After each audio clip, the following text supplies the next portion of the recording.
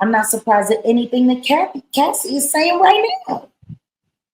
What I do find interesting is that everyone is acting so surprised. What will I say about what he said? I think he's telling the absolute truth. Real life.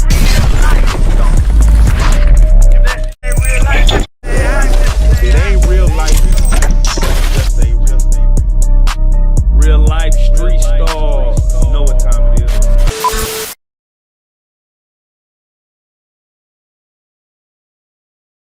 Real life street stars, we are back with one of the most exclusive Let's go. type interviews with Jaguar Wright, to where this right here might be the chickens come home to roost interview, because we started a journey about 5 years ago, right before COVID, and you coming in to speak on the truths of the industry, things that at the time the real life street stars didn't quite have that access to, the type of stories you were giving us. Maybe we weren't even ready for it, but you were speaking on truths that go on behind the scenes that kind of blew a lot of our fans' minds, but it also intrigued a lot of people to know what more truth is out there. And as we started that journey 5 years ago, and even once, this lawsuit came about regarding Sean Combs, you were already speaking on things, telling Cassie that she needs to run and things of that nature before the world knew what you were talking about.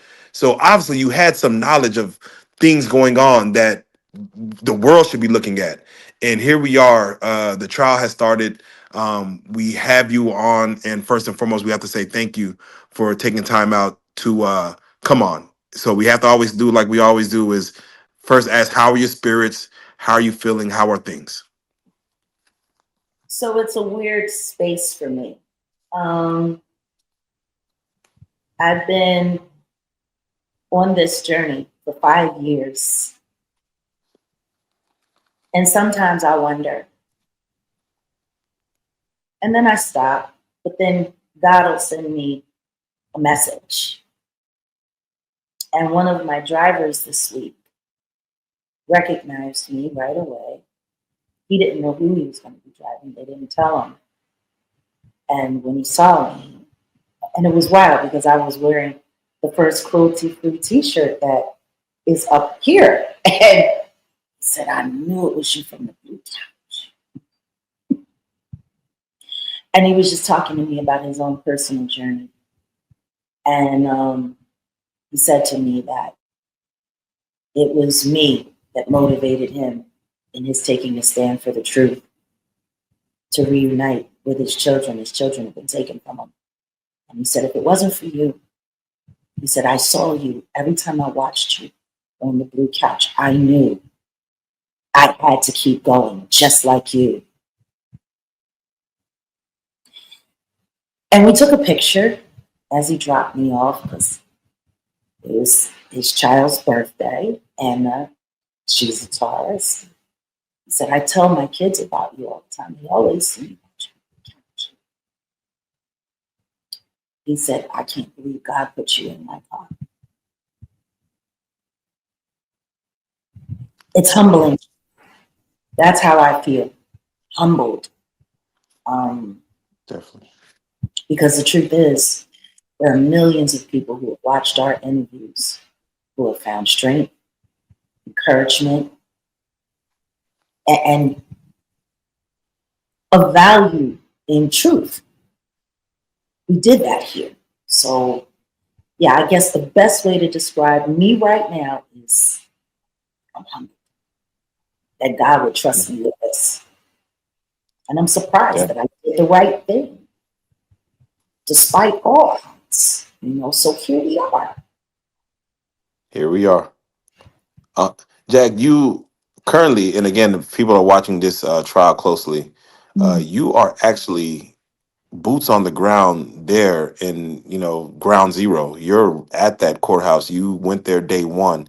Let's start off just by speaking on, let's just start off by speaking on you going back to the East Coast, because I don't think you've even been back to New York in a while. You've kind of been more on the West Coast, mountain area, and to go back to the Mecca of where a lot of stuff happened for you. How was that, first and foremost? Awesome How and weird.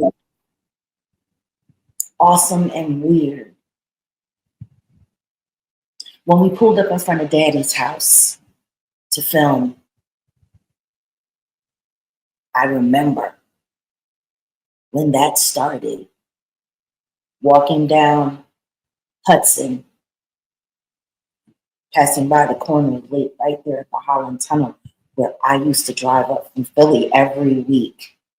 You know, Black Lily Roots crew, Rich Nichols, pulling up to that corner and heading out there, getting into that club and me building my name, showing up the first couple of weeks and only 15, 20 people show up. And a month later, there's a line down the street. 3 months later, it was a line around the corner. And it's funny because sometimes I would pull up, we would jump out, and I would have my hoodie on, always hiding in plain sight. And I walk up like, yo, what's this line for? What y'all, man, we trying to get in the Lily, man. You trying to get into the Lily? Yeah, we going to Black Lily. Oh, for real? Who playing? Who y'all? Man, we here to see the Jaguar. Just memories like that. Being out Flatbush, out 125th and St. Nick, like I remember being a girl in those streets, and now here I am, a woman coming back to correct everything that was wrong when it was my turn. It's like walking in your own living time capsule, going up to the rooftops, and looking over everything. It's been a mind screw a bit. It's been good. Definitely. Can you speak on what made you want to go to be there present for day one of this trial? What kind of inspired you to go there and be there for this? I needed to be there. I was the only person there speaking for the victims except for the prosecution. I was the only one there to stand in solidarity other than the prosecution. Looking around at all the YouTubers interloping, begging, waiting in line to get into the courtroom so that they could gossip, or should I say, misinform the public of what's real. Thank God for court transcripts, because I can honestly say that there would be 80 million remixes if it wasn't for that. I had to be there. And not just that, I was there as a reporter myself, as a journalist myself. I needed to be there to document that first day. It's one of the most important parts of my journey for cruelty free. But I wanted to be there and make prayer before everybody got there. And just reach out to the prosecutor as they came up and let them know. You have platforms that are backing you. We're praying for your success. And that moment with her was awesome. I prayed for her. I prayed for her safety. She told me that she does the same for me. And I asked her the most important question there was to ask: are you ready? And she looked me in my face like I called her on a bluff, and she said, "We're ready." Wow. It was all very surreal. Yeah, it's man, it's very surreal. How was I know you stated there are other YouTubers out there. It seems like it's a little chaotic outside the courthouse. How was it being there firsthand with the Not as chaotic as people would think, or as people are leading people to believe. When I pulled up, I didn't see no tents. I ain't see no people selling tickets to sit outside in a tent. I didn't see none of that. I was there before everyone got there. I was on those court steps filming at 6 a.m. in the morning. And I was there when everybody got there. I was there before the press corps got there. It's not what people are saying. Oddly enough, the lead on my security detail also said to me it was a lot easier than he thought it was going to be. He thought it was going to be a lot worse. He only had to, push off about 2-3 people off of me. He had to take one guy, spin him around, interrupting me while I was having to sit down with the BBC. Very funny. After I actually that happened right after I declined to give a statement to TMZ twice. I thought that was interesting. They was on me. From the second they saw me. Why not speak to TMZ? Why would I? Thank you. You're right.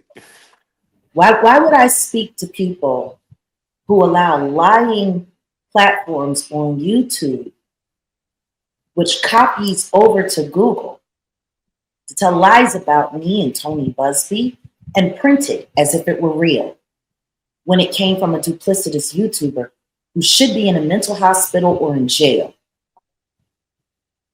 Why would I want to speak to them? When I called them and told them that they needed to retract it, they hung up on me and tried to pretend like they didn't know that they had just called me. If they really wanted to talk to me, why didn't they talk to me then? Or when they decided to run with the story about the lawsuit, the Ashley Parham lawsuit. I find it funny. TMZ tried to pretend like I didn't exist for 4.5 years. And now they know me? Keep that same energy. Keep that same energy. I just wish they had set that man over there on a dummy mission to steal an interview while I was interviewing with someone else and to disrupt a credible interview that I was doing with the BBC. So much so to the point, and we'll say allegedly, but I do believe I saw him with someone from the TMZ crew earlier that day when everyone pulled up, when I was there before everyone else. You wouldn't leave me alone.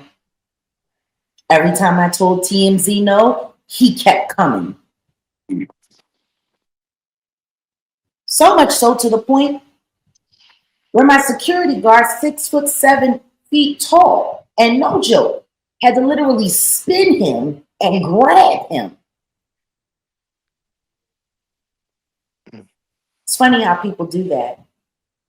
Create public nuisance. That's all TMZ is. Public nuisance. As far as I'm concerned, they're only interested in publishing lies and protecting Diddy and Jay-Z. That's how it looks to me at this point. And I have no need to talk to them. Why? So they can try to Tokyo Tony me? I'm good. I don't need no remixes. There you go. I came with my own microphone. Okay. All right. So, Jack, this is about to get very interesting because we have 4 days of testimony. I want to kind of just start off with the male escort that came in. Of course, the prosecution has a bunch of witnesses. They expect this case to last 8 weeks. They started off with a male escort who, of course, spoke on the situation that happened. Can I get your take on the male escort's testimony as far as him saying who would call him for these free calls, how he met Cassie and Diddy, and Diddy being at first he would be covered in bandanas and shades, and then after a while he's they're on Cassie together. Can you speak on that testimony that he gave? I've already spoken on it. That's the thing.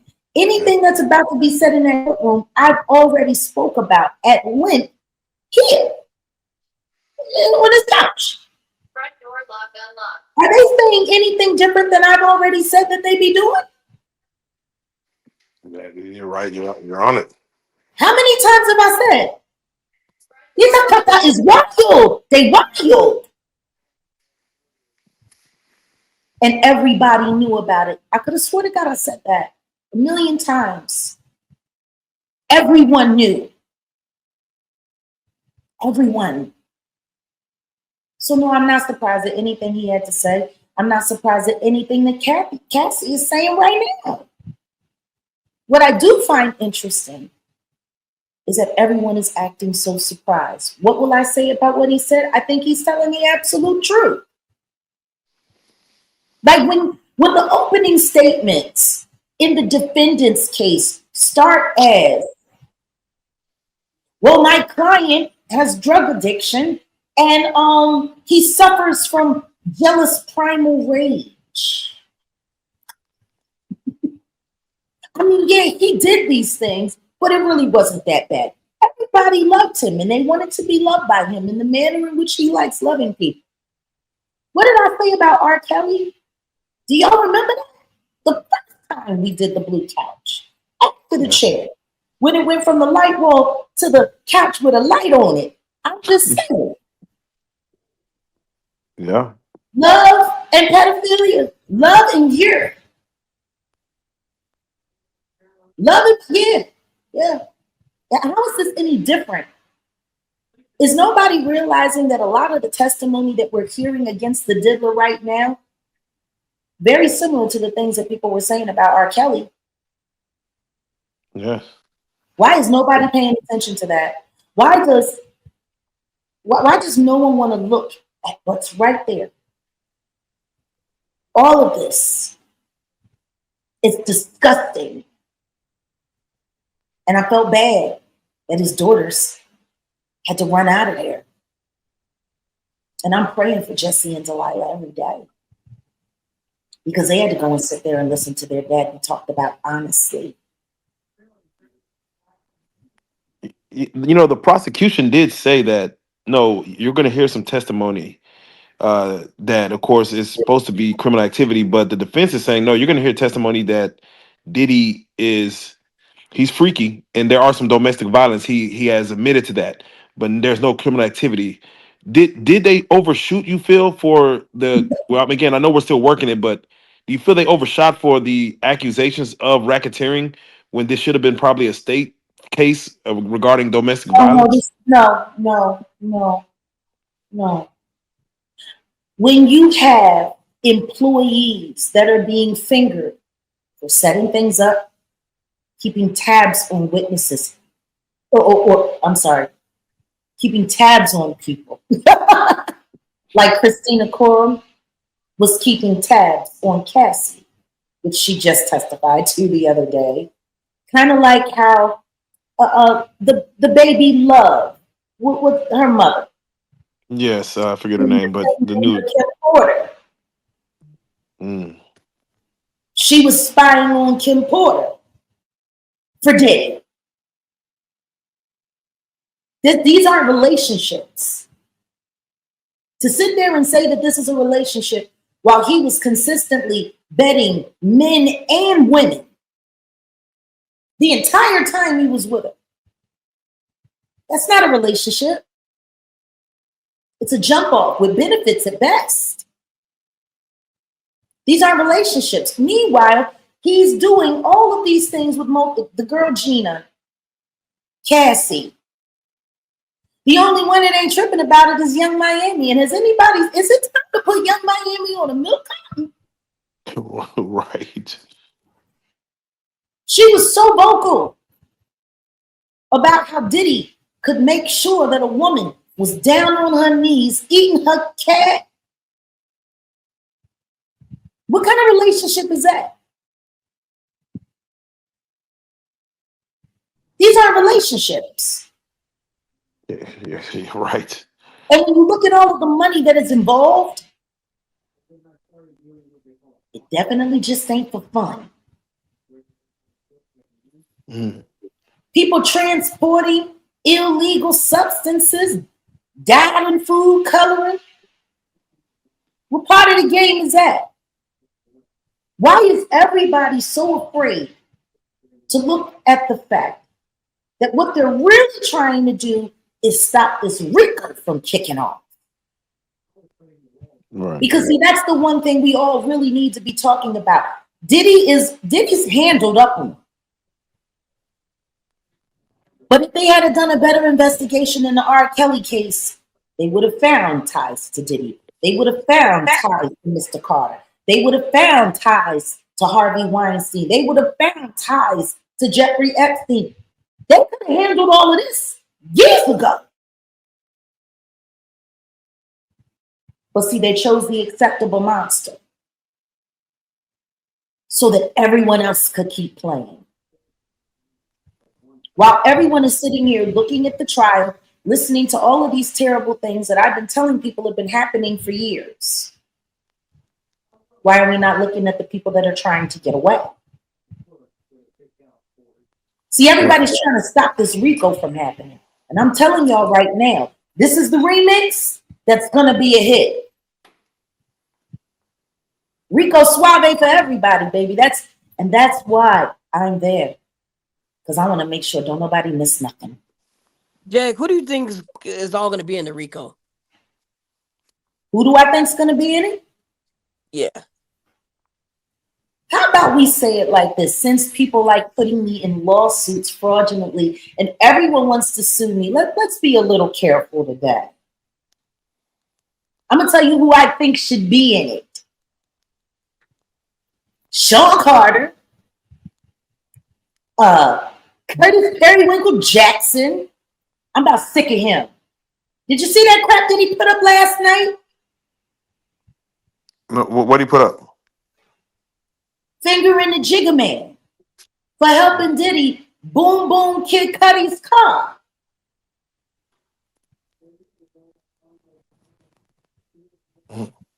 That's interesting, isn't it? Oh, damn. Funny thing is he's always saying little slick stuff. And don't nobody ever figure he needs to be subpoenaed for any of it.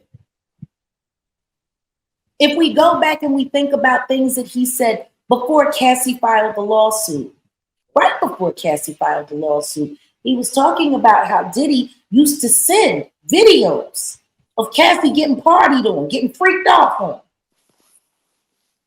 And he said he called him and he said, hey, have you seen this? I thought this was your girl. I thought you loved her. Oh, yeah, she loves it. She loves it. Whoop-de-whoop-de-woo, yada, yada, yada. That was evidence of a freak-off that he had footage of. Why was that not subpoenaed? And if he knows so much, why isn't he a material witness? I don't get it. Everybody's so interested in hauling me off the court to force me on the stand to do this and to do that.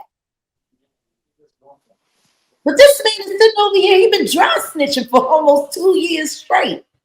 And he's not a witness? Why not? If you have knowledge that the Jigga Man helped the diddler boom boom Kid Cudi's car because he didn't want his property messed with, which was Cassie, why ain't nobody asking him to come testify about it? Why is he not being called in? Like all of this, oh, I'm going to sit on Instagram and I'm going to just shoot a shot and I'm going to do this and then I'm going to sit back and watch. And yet, please. This is serious. People have been hurt. People have been destroyed. Now you just want to be the lineup king, Curtis, huh? How about we line you up everything you did with Soulja Boy?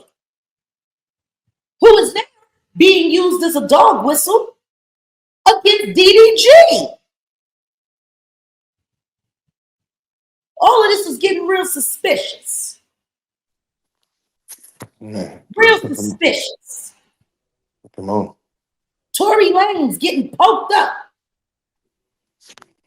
And now, all of a sudden, I'm sorry, did I have some things to say about the Tory? Yeah, we're gonna circle back to Tory. Oh. But I do want to ask you, you know, for Cassie to take the stand, and mind you, there's no cameras in court.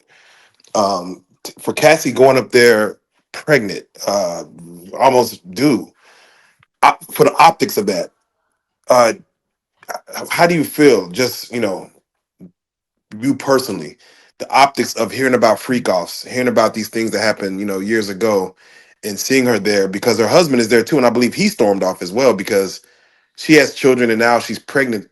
The optic of seeing her up there, you know, Being treated like a sex worker, yeah, being disrespected,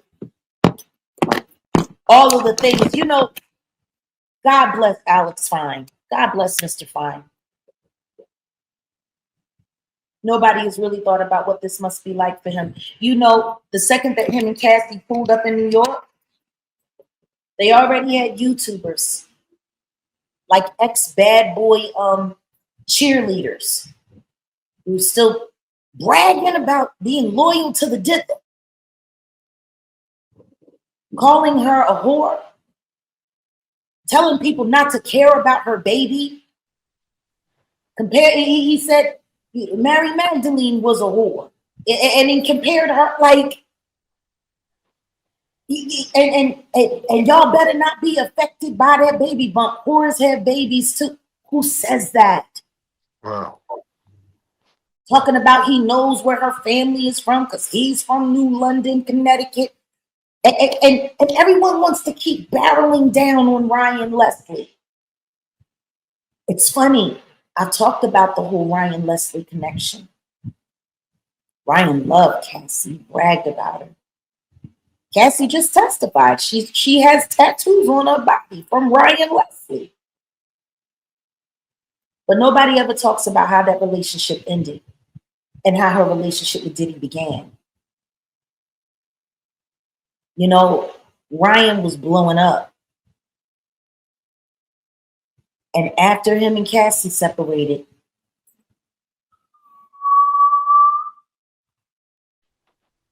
gone. I wonder why. If Diddy has ran around and threatened every other man that was interested in Cassie while he was busy abusing her, neglecting her, confusing her, why wouldn't we think that he put the moves on Ryan Leslie? I thought it was interesting when he did Drink Champs, because he just recently, not that long ago, did a Drink Champ interview with Nori and them over on the Peer Pressure podcast. mm. I was shocked to see that. I didn't understand the relevance. I didn't understand why he would do anything for a network that was affiliated with Diddy. I didn't get it. Didn't make any sense to me. Not at all. But what I do know is this. Diddy has a history of bullying women into relationships with him and bullying men away from the women that he desires to possess. And I can speak about that very clearly because that's exactly what he did with Kim Porter, and I'll be sure. We've heard what was said. They were married. Quincy was on the way. He wrote Forever My Lady in honor of Kim and Quincy. They were happy. Diddy came into the studio and said, man, I wish I could get a beautiful girl like that. This is while he was still with Misa. And Justin was already born.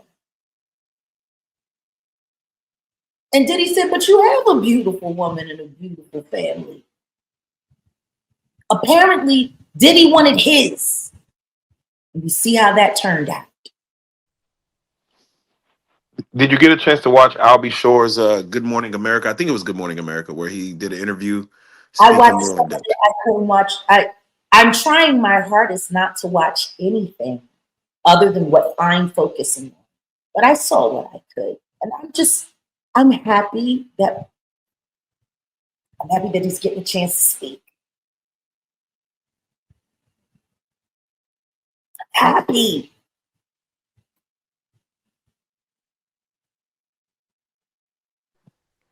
Definitely.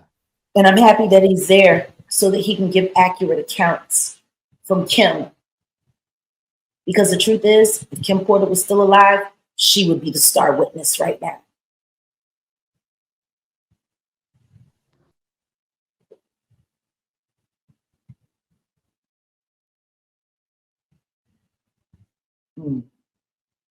It's triggering.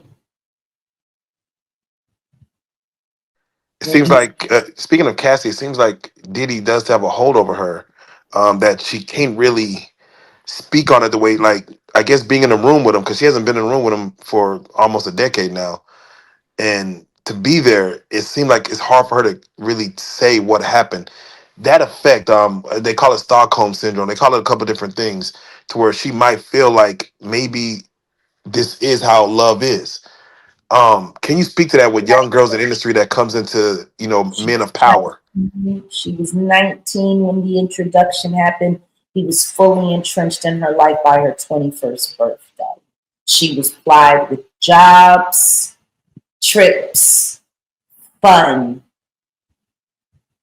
She was modeling. She wanted to be an artist. She got into acting. Let's be clear, all young women coming into the business are groomed to be susceptible to favor from the boss. Nobody tells you how it's going to go. Nobody tells you what their real aim is. All you know is that you made it, right? And then you see what the cost of making it is every day after that. There was no way in the world Cassie could have been prepared for what was coming at her. And guess what? If everyone else around her was going along with it, why wouldn't it be fair to assume that she figured, well, this is just what I have to do? You know? Yeah, she made a statement saying that, why they asked her, why did you not participate in the freak offs? And she made a statement saying that if it wasn't going to be me that day, he'll just find someone else. Yeah. Therefore, yeah, can you speak on that mentality? Like, if it's not me, it's going to be someone. So I guess I'm the chosen one for this. It sounds like somebody who had already just accepted that this is what it was going to be and better me than somebody else. I get that. Wow. Most people don't. They don't want to get it.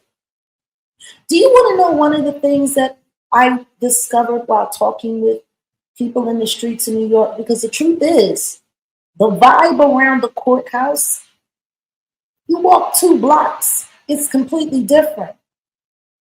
The rest of New York, they don't even care. Matter of fact, they can't wait for it to be over. Wow.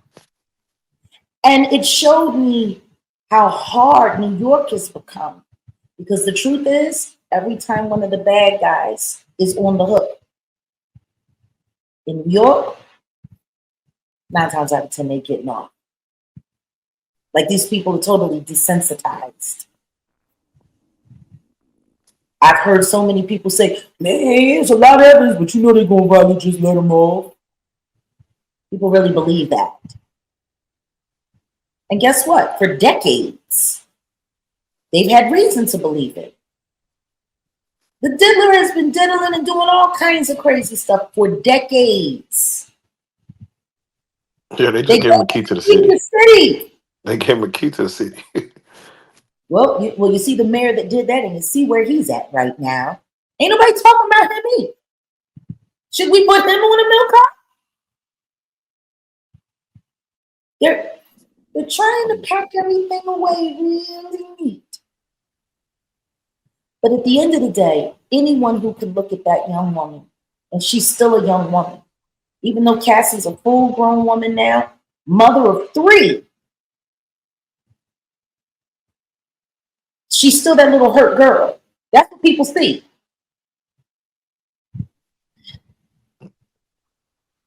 Can you imagine what it must be like for her husband right now? Okay. Because he rescued her. He rescued her from that animal who hired him to train their bodies. You know, it's wild. I was When you put it talking to like that. Diddy's massage therapist. She was with him for 18 years. She's worked on a lot of celebrities.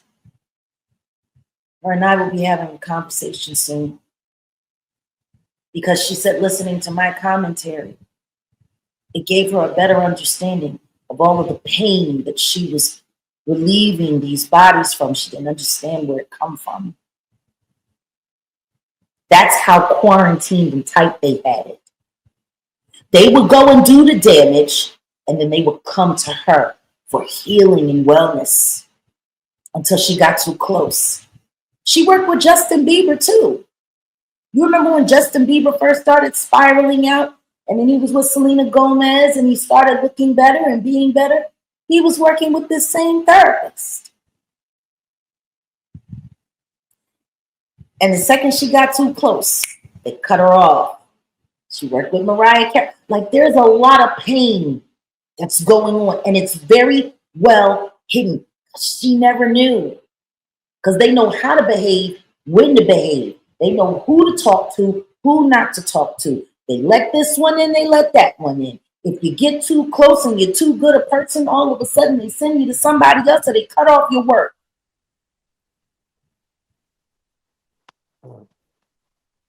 This is a well-guarded, demonic life.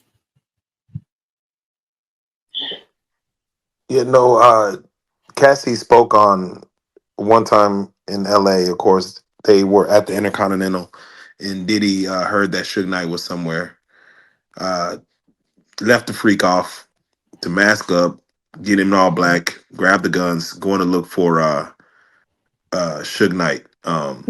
When you speak on bullying, you know, you hear stories like that, and you're like, you know, these are stories that people will talk about, but you know, to hear it firsthand and saying this is what's happening, where you'll leave a freak off to go look for your enemy, or it goes back to the Tupac Biggie scenario, which goes back to Keefy D. So they're kind of, I think they're dropping little things that could open up things later. I'm hoping it for sooner. I'm really hoping for sooner.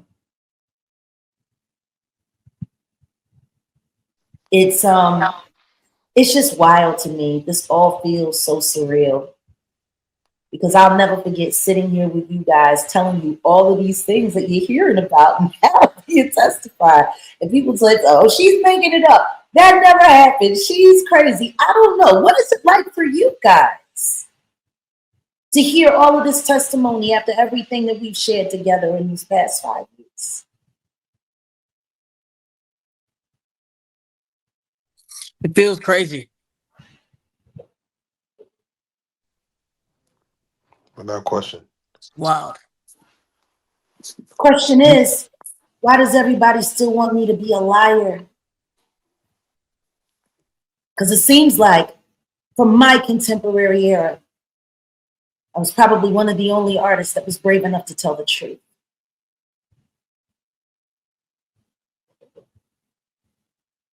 The abuse, the beatings, the pharmaceutical abuse, the financial abuse, the gaslighting, the surveillance, light and heavy. How did all of this happen without law enforcement knowing? Oh, that's right. They did know. Because there are people that have brought in sworn affidavits, prosecutors, lawyers, law enforcement, who said that they corrupted cases and put cases on people on behalf of the diddler.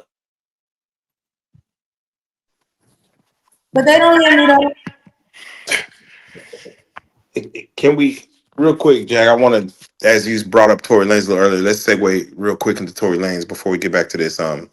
For Tory Lanez to get stabbed the day of this trial, and also days before releasing damning information that is going to possibly change the outlook of his case. And for him to, thank God he survived the situation where, again, they already put out the assailant who did it. He was part of the Hispanic community where they were worried about a gang war now, a race war. Give me your take on this, because again, to hear that news the morning of this The trial Mexicans, beginning, it was the Mexicans that done it, right?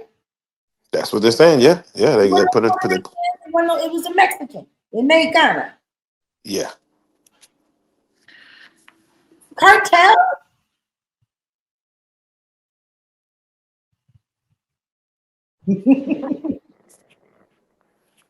All right, there you It's go. just amazing to me. It's amazing to me.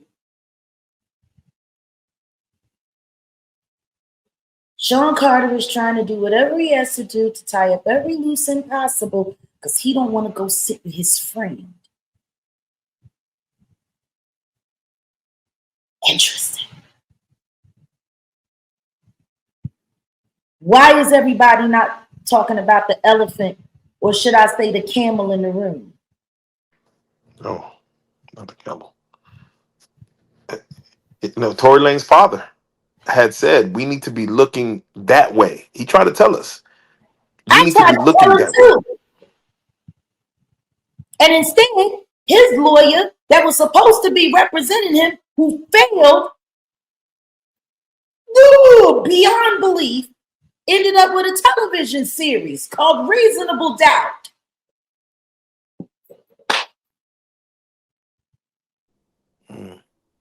Let's just be real.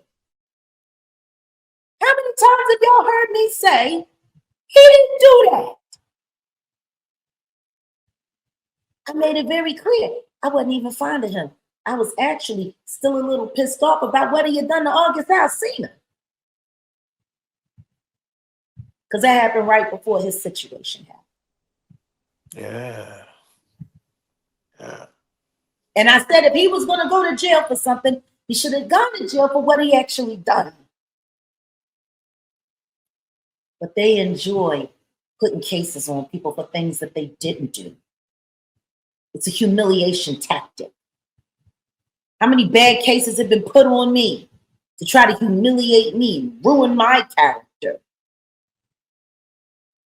Now, Kelsey's bodyguard, it literally took Tory almost being unalive on a brick machine to get him to realize this has gone too far. Got press conferences going on now. I told everybody that boy needs to be released from jail before something happens to him. And now I'm sitting here looking at DDG. Everybody that says no to the Jigga Man always seems to end up in some kind of bad situation. I know I said no to him. Who was it? Didn't King Von say no to him too? Man. A lot of people that say no to the Jigga Man seem to end up either with a bad case or just no face, no case. But they not friends. Even though Diddy said he was his main strategist. The person that he went to get him out of trouble, his brother. The only other person that can call him Sean. Should because Jay doesn't speak on none of this. He doesn't even acknowledge that this is happening at all.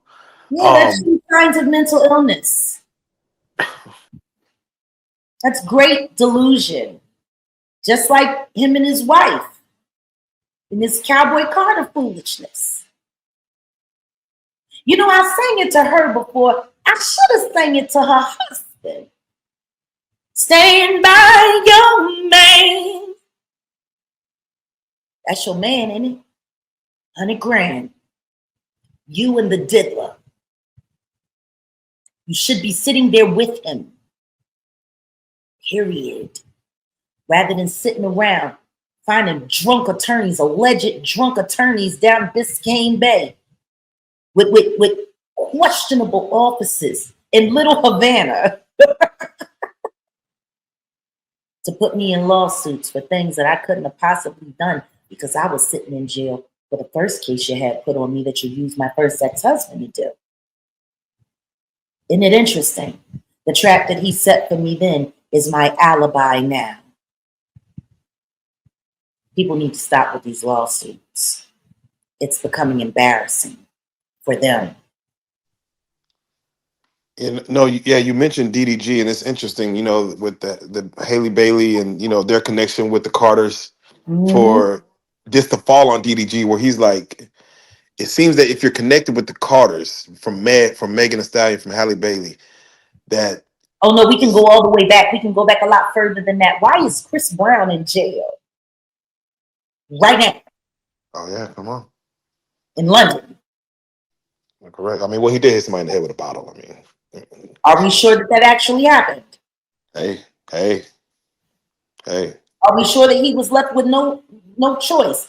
I'll never forget, not long after that whole foolishness between him and Rihanna, and he went to do what was it, Good Morning America, to do a performance, and they gaslit him so bad in that green room, and he freaked out on their asses, and he should have, for what they were trying to do to him.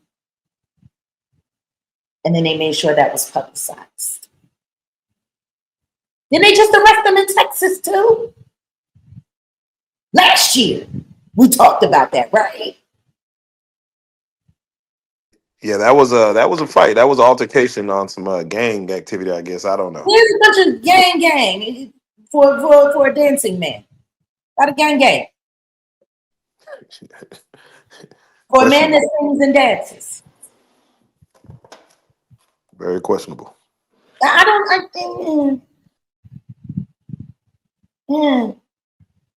look at the lineup. Rihanna was signed to Jay-Z. Chris Brown wasn't playing ball the way they wanted him to. The next thing you know, he gets labeled as a woman abuser, and then they put the dogs on him. Oh, you beat up a woman, and oh, you did this. It's funny because they all beat up women too, allegedly. And some I've seen. I'm just trying to figure it out. Can't nobody else be women beaters but y'all? Oof. I'm just trying to figure it out. Yeah, you wanted something. Jeez. You got Rihanna? She done it to the... And Haley is signed to the baby, which means she's signed to the Jigga Man. Her baby daddy, didn't nobody know that she was pregnant until right before the end. And then it was all wonderful and it was great. And then all of a sudden, he's not treating her right. Whoopty-whoopty-whoop. Are we sure that's real? Because she got a restraining order against him. He said that he was defending himself from her, just like Chris Brown was defending himself from Rihanna in that car. She said she had a chip too. But then again, it was also noted that that chip was too, it was broken before this incident. Yeah. So now we're just going back and we just snatching up everything that happened and then throwing it in there. That's what we doing. Keke Palmer and Pearl dude. Yeah. Also attached to the Jigga Man and the Diddler. And from what I remember, Keke's baby daddy is also a Diddyite as well and been messed over by the Diddler. Allegedly. And then the whole thing blew up with Usher disrespecting that man all over his woman. You see, do you see how they put their little minions out there? Yeah, I see. Jeez. Why is it? And then it brings us back to Megan and Tory. Why he always putting these whack ass bitches on men that he can't control? Or men that tell him no. And then the next thing you know, they tell him no, and then everybody's in court. Everybody's a woman beater. Everybody's got restraining orders. Guess what? As long as he's got that restraining order on him, he can't legally carry firearm, which means if anybody run up on him, oops, liquid handcuffs, paper handcuffs. Come on. That's what they do. Now, Now, Jack, we is like Tory. now, Jack, we got to get your take because everyone probably has some type of freaky nature in their past. I guess I don't know, but when you hear stories about when you hear stories about where Diddy he likes for the man to freak what they got going on. Ain't no freak. to hear the stories of a man ejaculating on Cassie and then him and Cassie, Diddy and Cassie going to another room to rub it on his nipples. When you hear things like that, is it like is that like wow? Like are you wowed by that? Like wow, I didn't know he got down like that. But Matrix, and I was very well trained. I've heard all kinds of weird stuff. All kinds. And most of that stuff that I've heard, it lines right up with the weird world. But see, those are usually, paid for transactions. That's not a relationship. See? That's not a relationship. Come on. You had a concubine. Bought and paid for. She was your personal party favor for over a decade. Number one, people that deal in the body fluid, it just kind of irked me. Because I don't get it. And what I'm not getting is why in God's name are people still trying to make it seem like he's not gay? Well, actually, he isn't gay. He's a sodomite. There's a difference. Yeah. But clearly, this is a man who loves man-on-man interaction. He liked it so much, he wants to just nourish his skin. I bet he puts it in smoothies. Extra protein. Well, see, what I'm saying is, these aren't things that a straight man would ever be involved in. Ever. There is no straight man who loves women vagina that would ever be interested in these things. So why are we sitting here scrutinizing the validity of his relationships with women when men that like that kind of stuff, they're not really capable of loving women? So then why was she there? She said she thought she was in a monogamous relationship. She thought that. Well, I mean, I'm sure for a minute there until she popped up and Kim was there. Or Gina was there. Or whoever was there. Or Misa was there. Or whoever was there.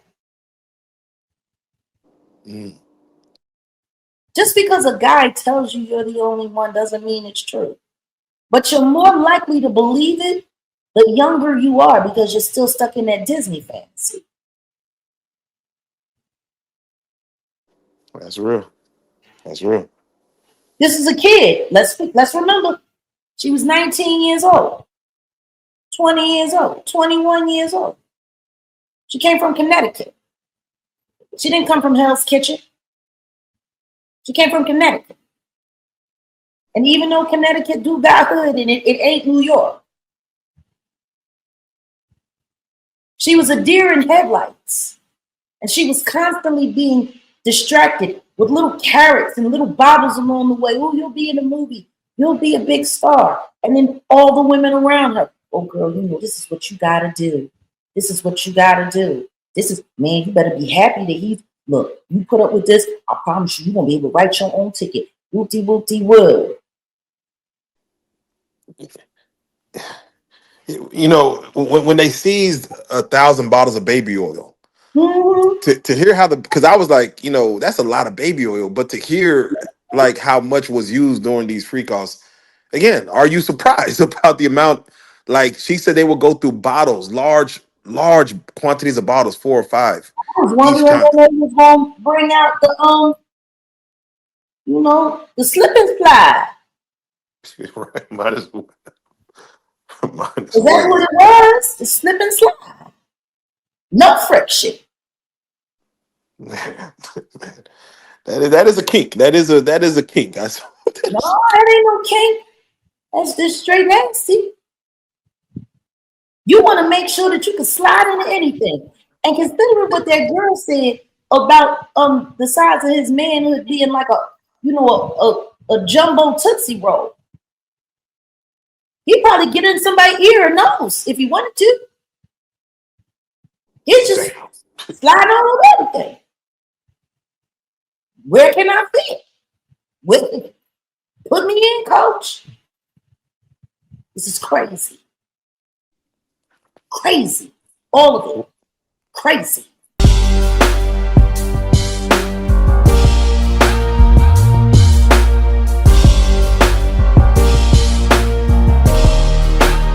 Shout out Reallyfe Street Starz, nigga. Move. Hey.